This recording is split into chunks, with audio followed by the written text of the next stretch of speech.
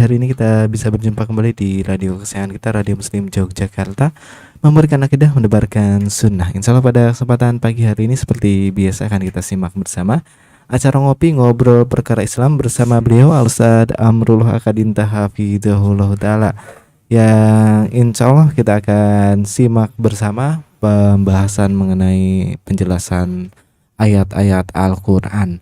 Sahabat Muslim pendengar Radio Muslim dimanapun Anda berada, insya Allah pada kesempatan pagi hari ini juga kami persilahkan bagi sahabat Muslim sekalian, bagi yang ingin bertanya ataupun berkonsultasi seputar agama, kami persilahkan untuk mengirimkan pertanyaannya ke nomor kami di nomor 085293348887. Dan alhamdulillah pada kesempatan pagi hari ini kita sudah dibersamai beliau Ustadz Amrullah Akadinta Hafidhahullah Ta'ala. Sebelum kita mulai, kita sapa terlebih dahulu beliau. Assalamualaikum Ustadz. Waalaikumsalam warahmatullahi wabarakatuh. Bagaimana kabar antum hari ini Ustadz? Alhamdulillah sehat-sehat. Bagaimana kabar antum?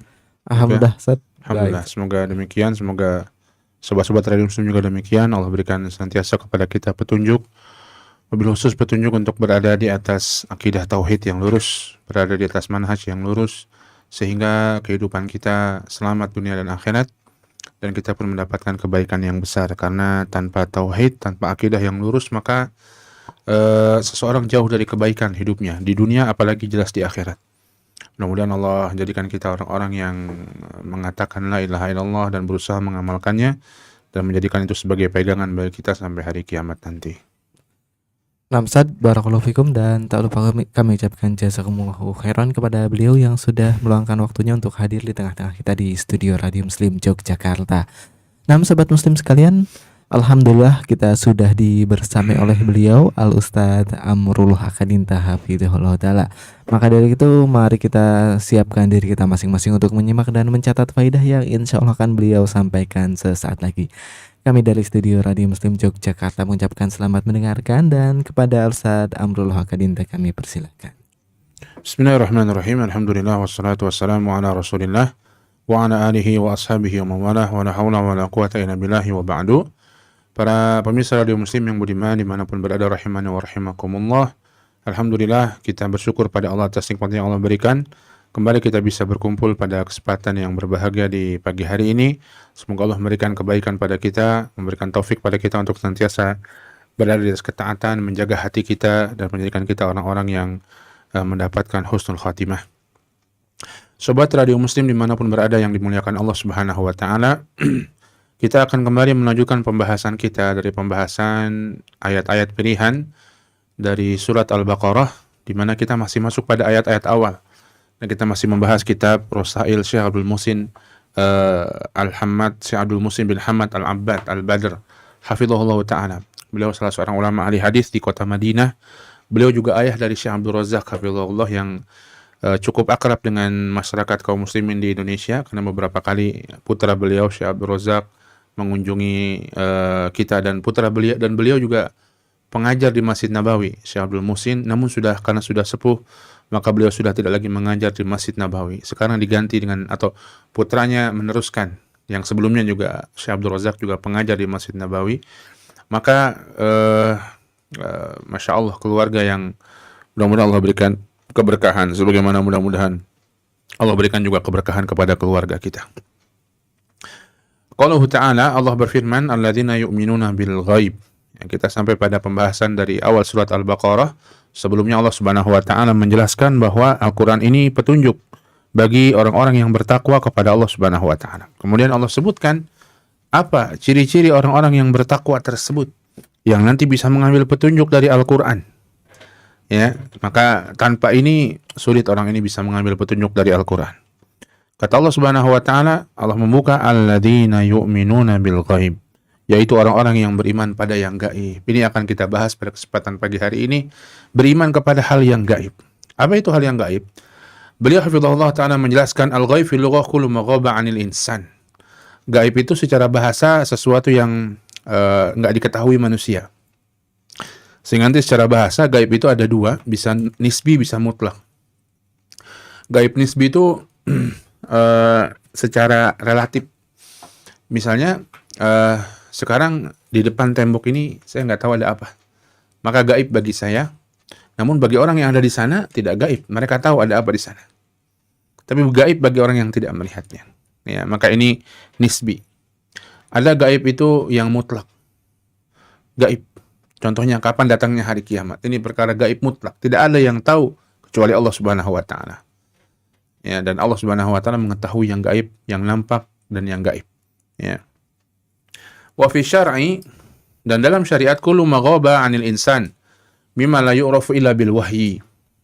Semua yang enggak diketahui manusia, yang tidak diketahui kecuali dengan wahyu. Yang gaib dari manusia, ya, tidak diketahui kecuali dengan wahyu. Maka perkara yang gaib ini bukan enggak ada, tapi kita tidak melihatnya. Ya, kita enggak membersamainya, kita tidak tahu tentangnya dengan detail. Contohnya malaikat. Malaikat adalah perkara gaib, ada malaikat, namun kita enggak mengetahui bagaimana wujudnya. Ya.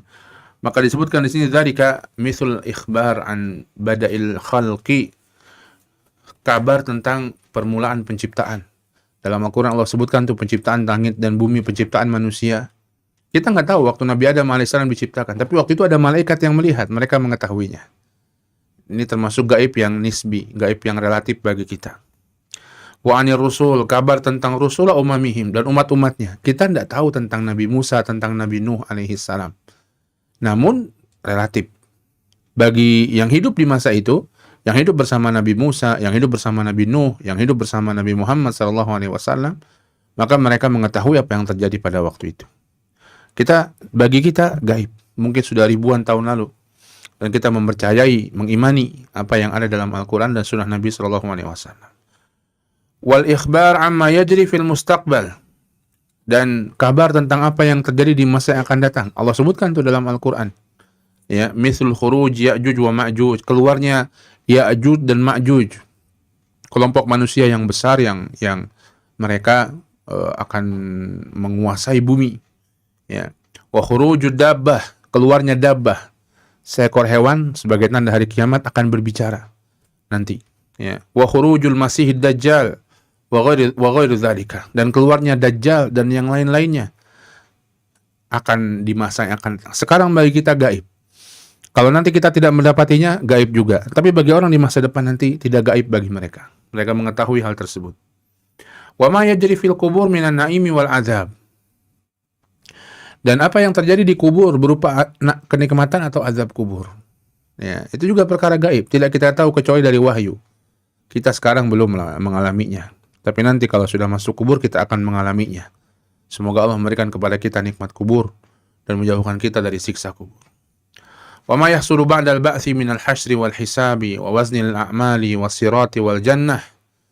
Dan apa yang terjadi setelah kebangkitan berupa padang mahsyar, dikumpulkan manusia, kemudian dihisab, kemudian amal mereka ditimbang, kemudian mereka akan melalui sirat, melalui jembatan, kemudian mereka akan masuk surga. Maka ini semua gaib bagi kita sekarang. Nanti akan terjadi pada kita. Semoga Allah memudahkan kita dalam meniti segala tahapan-tahapan seseorang di hari kiamat nanti. Wa ma u'idda fiha minan na'im wan nar wa ma u'idda fiha minal azab. Kemudian surga dan neraka. Ya, gaib sekarang bagi kita. Ya, nikmat-nikmatnya surga, kenikmatan-kenikmatan dan kemewahannya, dan siksa dan adab neraka, na'udzubillah, gaib bagi kita sekarang. Tapi nanti bagi penghuninya tidak gaib lagi. Ya, was-sirat wal jannah wa ma u'idda fiha minan na'im wan nar, ini sudah. Wa mislu ma huwa mawjudu bima la nusyahiduhu kal malaikah wal jin wa ma fis samawati. Atau apapun yang ada sekarang tapi kita enggak menyaksikan, ini juga gaib. Malaikat, jin dan lain sebagainya. Ya. Bahkan disebutkan di sini, bahkan wa minal iman bil ghaib al iman bi usulil iman as-sittah. Ya, bahkan yang termasuk keimanan kepada yang gaib adalah iman yang 6, iman pada rukun iman yang 6 yang menjadi pokok keimanan seseorang. Ya. Semuanya rukun iman itu gaib semuanya. Ya, maka alladzina yu'minuna bil ghaib itu adalah fondasinya, dan kita tahu rukun iman itu fondasi seseorang. Fondasi amal seseorang. Kenapa sih orang bisa Masya Allah sholat 5 waktu seorang muslim? Kenapa dia begitu? Karena dia yakin dengan Allah yang memerintahkan. Dia yakin dengan akhirat yang akan menjadi tempat kembali orang-orang yang sholat. Kemudian dia semangat melakukan sholat sunnah, rawatibnya, sholat duhanya, sholat witirnya, sholat malamnya, dan lain sebagainya.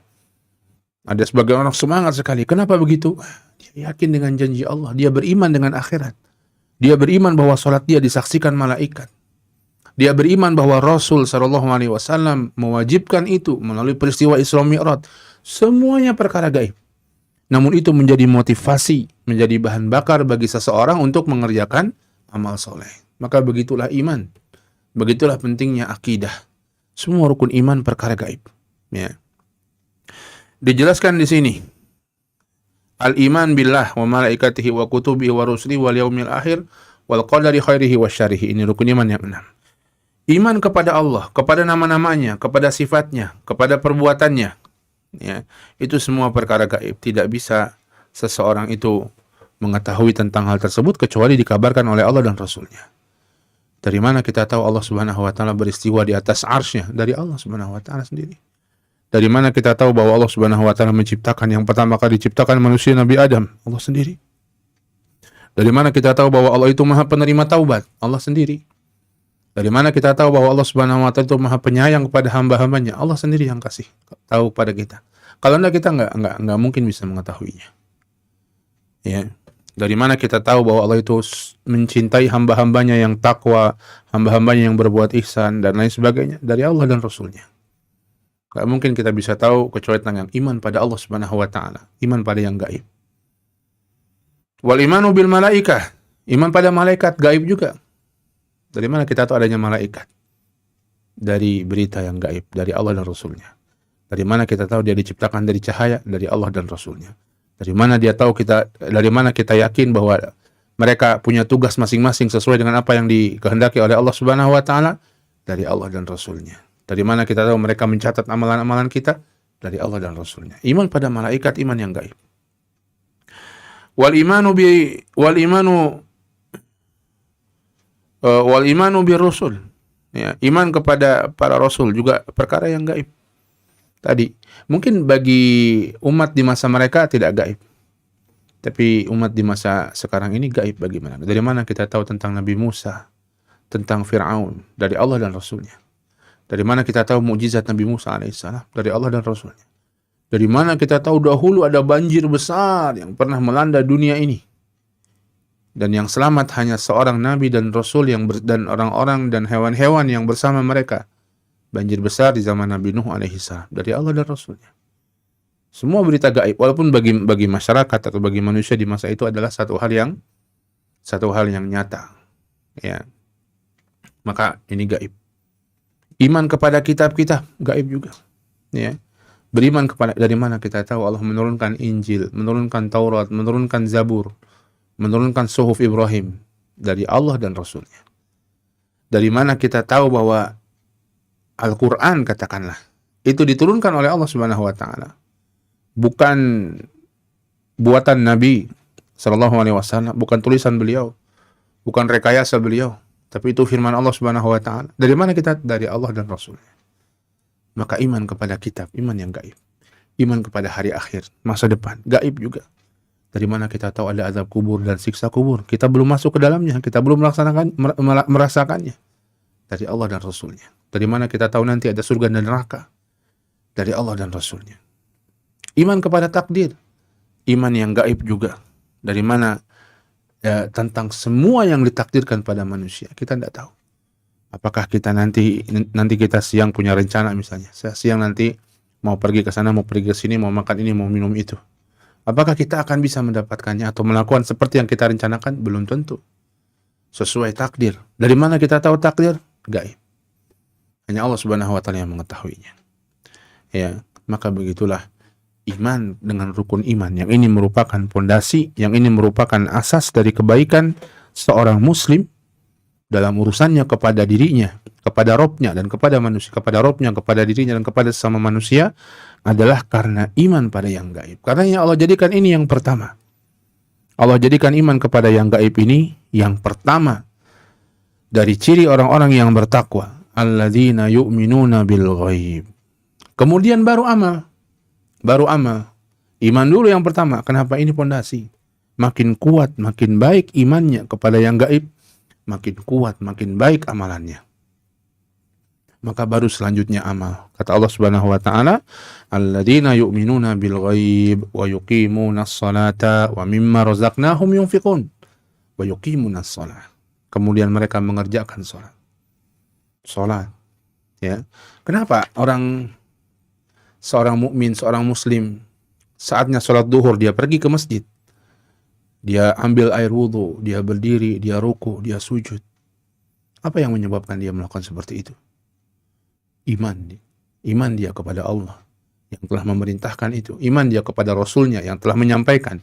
Iman dia kepada malaikat, bahwa malaikat melihat amalnya dan akan mencatatnya. Iman dia kepada kitab-kitab Allah yang isinya memerintahkan hal tersebut. Iman dia kepada hari akhir, yang dia yakin bahwa itu akan dibalas. Dan siapa yang meninggalkannya akan dibalas juga dengan keburukan.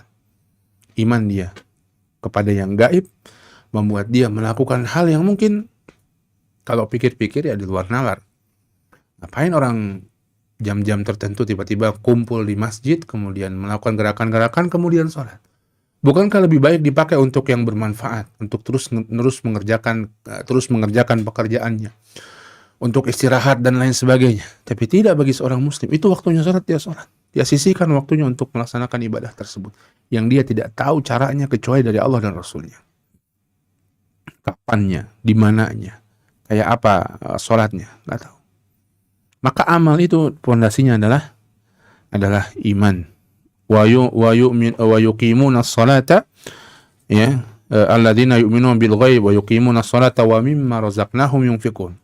Yang kedua adalah mereka mengamalkan, mereka menginfakkan sebagian rezeki yang kami berikan. Ini simbol dari mereka juga berbuat baik pada sesama manusia. Namun yang membuat mereka berbuat baik adalah akidahnya, iman kepada yang gaib. Salat, mereka berbuat baik kepada Allah. Ini mereka beribadah kepada Allah Subhanahu wa taala dengan salat, perwakilan, dan memberikan kepada sesama manusia sebagai zakat, perwakilan mereka berbuat baik pada sesama manusia, dan semuanya pondasinya adalah iman kepada yang gaib. Subhanallah, besar sekali. Semakin besar keimanan, semakin baik salatnya, semakin berkualitas salatnya, semakin baik zakatnya, semakin berkualitas zakatnya. Memberikan dari mimma razaqnahum, kami rezekikan. Allah yang kasih rezeki dan kita diminta ngasih sebagian saja. Ada yang wajib berupa zakat, mungkin nafkah, mungkin seseorang punya kewajiban lain terkait hartanya. Ada yang sunnah, sedekah, wakaf, infak, dan lain sebagainya. Ya. Maka mereka melakukan ini semua karena keimanan kepada yang gaib. Karena mereka iman kepada Allah, kepada malaikatnya, kepada kitabnya, kepada Rasulnya. Maka pondasi besar ya bagi seseorang untuk beramal kebaikan adalah keimanannya. Walladzina yu'minuna bima unzila ilaika wa ma unzila min qablik wa bil akhirati hum yuqinun. Ini perincian agak lebih detail tentang hal yang gaib. Namun Allah sebutkan dengan keimanan.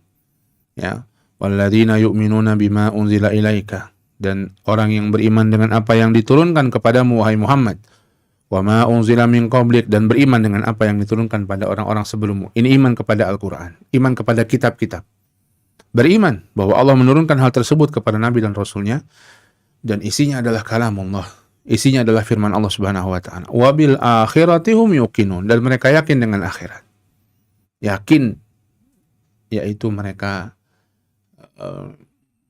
menganggapnya adalah sebuah kenyataan yang pasti akan dilewati seorang manusia, sehingga mereka pun beramal ya dengan apa yang diturunkan. Mereka beriman dengan apa yang diturunkan kepada Allah, diturunkan kepada Rasul dan kepada nabi-nabi sebelumnya, sehingga mereka beramal dengannya, dan mereka punya cita-cita besar, cita-cita masa depan, bahwa itu semua akan bermanfaat bagi akhirat mereka. Maka mereka yakin dengan akhirat. Iman pada yang gaib membuat mereka beramal soleh dengan benar dan dengan ikhlas. Subhanallah. Ya, maka ini pembahasan kita pada kesempatan pagi hari ini. Iman pada yang gaib dari awal surat Al-Baqarah dan buahnya, yaitu amal yang baik bagi seseorang. Wallahu a'lam bishawab. Ini yang bisa kita bahas. Insyaallah kita akan melanjutkan kembali pada pertemuan-pertemuan yang akan datang biidznillah. Wallahu taala alam bisawab. Wa sallallahu ala nabiyyina Muhammadin wa ala alihi washabihi wasallam. Walhamdulillahirabbil alamin. Nah, Ustaz, jazakumullahu khairan atas materi yang telah disampaikan pada kesempatan pagi hari ini. Semoga bermanfaat untuk kita semua, khususnya bagi sahabat muslim pendengar radio muslim dimanapun Anda berada. Dan insya Allah setelah ini akan kita simak bersama. Setelah ini insya Allah kita akan lanjutkan ke sesi tanya jawab ya bagi sahabat muslim pendengar radio muslim dimanapun Anda berada. Bagi yang ingin bertanya ataupun berkonsultasi seputar agama, silahkan mengirimkan pertanyaannya ke nomor kami di nomor 085293348887. Dan sambil menunggu pertanyaan dari sahabat muslim sekalian, akan kami putarkan terlebih dahulu murotal Al-Quran kami dari studio Radio Muslim Yogyakarta, mengucapkan selamat mendengarkan.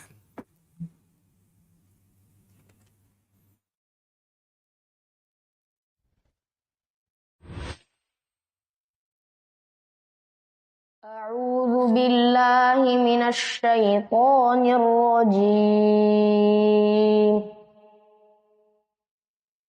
Bismillahirrahmanirrahim.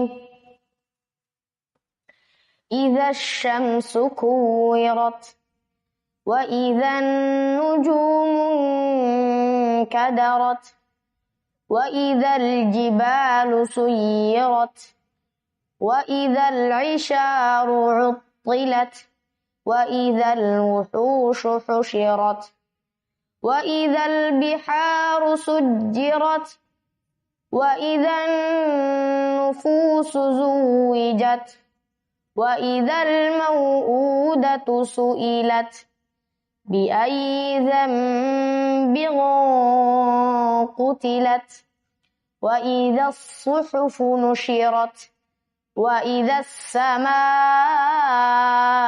kushitat wa idzal jahimu su'irat wa idzal jannatu uzlifat alimat nafsum ma ahdarat fala uqsimu bil khunnas al jawaril kunnas wal laili idza as'as was-subhi idza tanaffas innahu laqawlu rasulin karim dzi quwwatin 'inda dzil 'arsyi makin muta'in thamma amin wa ma sahibukum bimajnun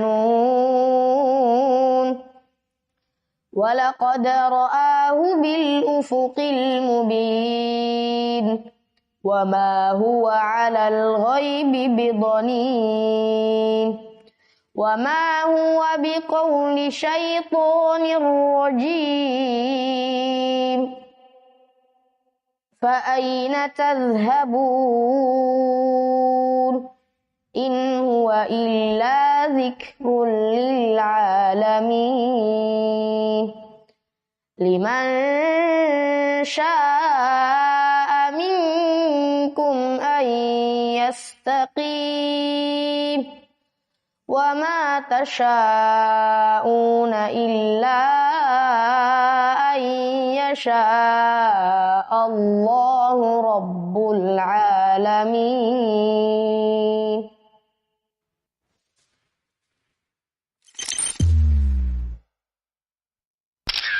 Salam sapa sahabatku. Salam sapa sahabatku. Yuk kirim salam sapa dan request murotal pilihan sahabat muslim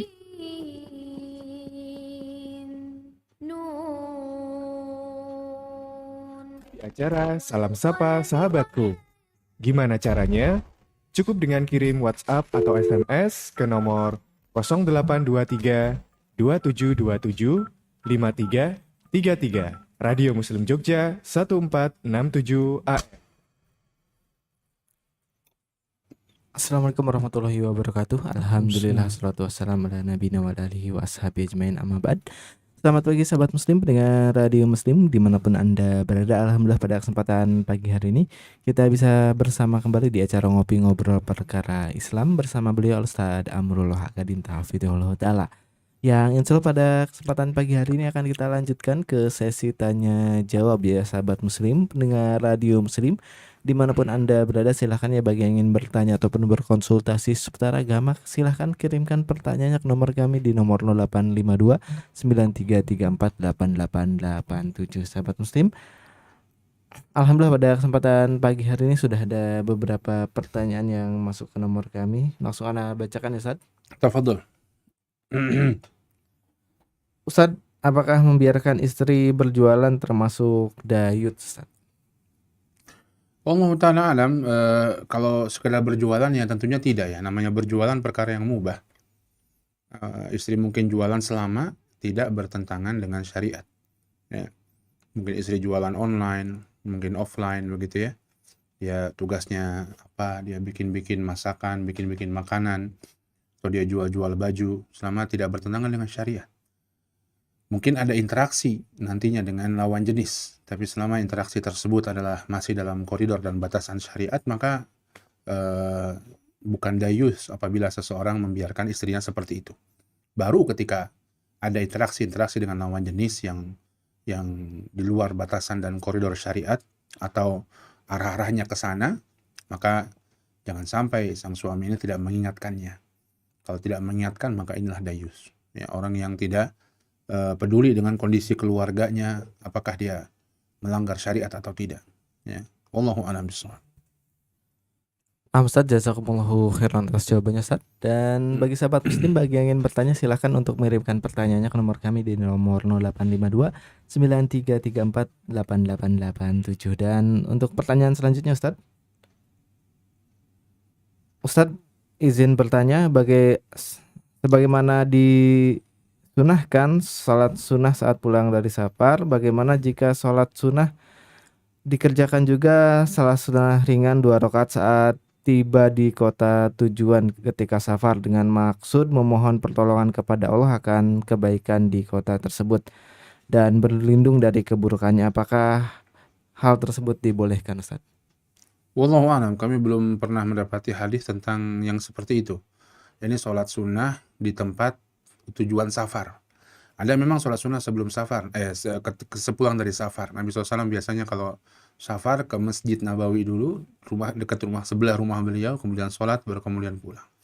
Adapun sholat sunnah ke tujuan safar, kami belum pernah mendapati hadis tentang itu, dalil tentang itu. Yang ada malah sholat sunnah itu diringkas. Bahkan Nabi meninggalkan sholat-sholat rawatib, kecuali sholat witir dan sholat qobliyah subuh ketika safar. Ya. Sholat wajib saja diringkas. Ya, Allahu alam, nampaknya Allahu alam tidak ada sholat yang seperti itu dan tidak perlu. Namun ketika kita datang ke sebuah tempat, dan itu ada dalam doa safar, ya. Allahumma inni as'aluka fi safarina hadza al-birra wat taqwa wa minal amali ma tardo dan seterusnya. Ya, memang disunahkan kita meminta kebaikan dalam safar, meminta kebaikan negeri ketika safar, berlindung darinya. Ya, kita ketika berada di sebuah tempat yang kita nggak kenal, kita disunahkan mengatakan a'udzu bikalimatillahit tammati min syarri ma khalaq. Ya. Berlindung dari keburukannya, minta kebaikannya. Tapi kalau sholat dalam bentuk sholat khusus yang seperti itu enggak ada. Ya, adapun ketika orang datang kebetulan pas dia ke tempat safar, pas dia di masjid, kemudian dia mau sholat tahiyatul masjid, boleh-boleh saja. Tapi itu bukan sholat ketika berada di tujuan safar, yang kami belum tahu dalilnya tentang hal tersebut. Yang ada malah justru mungkin sesuatu hal yang tidak atau yang bertentangan dengan itu begitu ya. Sholatnya diringkas yang ada, sholat wajibnya diringkas, sholat sunnahnya ditinggalkan semuanya kecuali witir dan sholat qobliyah subuh. Doanya ada, doa safar, doa ketika turun di sebuah tempat yang kita tidak tahu, minta perlindungan dari keburukannya ada. Tapi sholat khususnya ini yang Allahu alam, nampaknya tidak ada sholat khusus seperti itu. Nama saja, jazakumullahu khairan atas jawabannya Ustaz. Dan bagi sahabat muslim silahkan ya bagi yang ingin bertanya silahkan mengirim pertanyaan ke nomor kami di nomor 085293348887. Dan pertanyaan selanjutnya Ustaz. Nah. Ustaz, bila Nabi Isa belum turun ke dunia dan kita sudah meninggal, apakah tetap benar iman kita, Ustaz? Tetap benar, ya, kita beriman Nabi Isa alaihissalam ada di masanya, diutus oleh Allah sebagai Rasul. Beliau lahir dari rahim yang suci, dari ibu beliau, ibunda beliau yaitu Maryam alaihissalam, dan beliau bukan anak Allah. Beliau adalah Nabi dan hamba Allah sebagaimana hamba-hamba Allah yang lainnya. Ya, ketika kita beriman dengan itu, walaupun kita wafat dalam keadaan belum bertemu Nabi Isa alaihissalam, maka kita beriman dengan benar. Sebagaimana kita wafat tidak ketemu Nabi Muhammad SAW. Kalau kita mengimani beliau sebagai Nabi dan Rasul, menjalankan perintah beliau, menjauhi larangan beliau, beribadah dengan syariat beliau, maka kita beriman kepada beliau dengan benar. Wallahu a'lam bishawab. Nah, Ustaz, jazakumullahu khairan atas jawabannya, Ustaz. Dan mungkin demikian, Ustaz, untuk sesi tanya jawab kita pada kesempatan pagi hari ini. Baik. Sebelum kita akhiri, mungkin ada kesimpulan yang bisa disampaikan, Ustaz. Baik.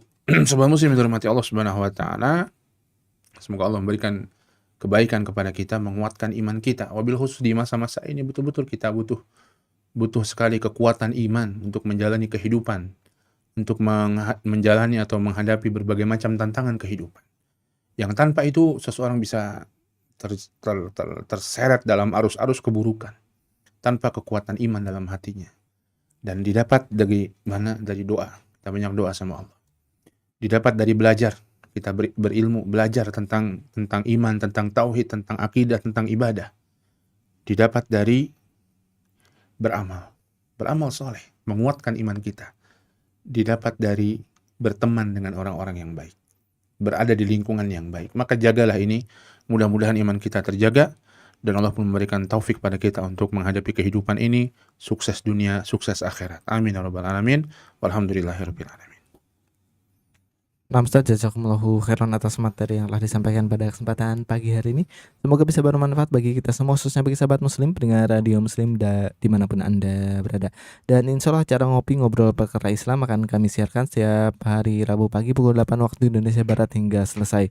Dan demikian untuk acara kita pada kesempatan pagi hari ini. Kami dari studio Radio Muslim Yogyakarta mohon pamit undur diri.